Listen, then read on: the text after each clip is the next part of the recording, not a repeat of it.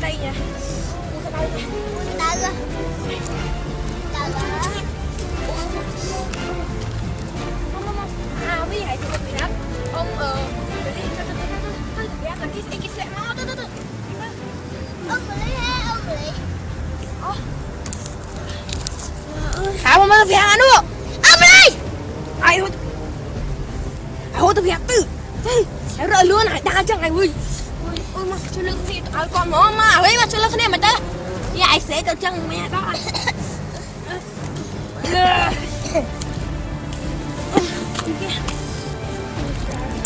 Tao mẹ tao.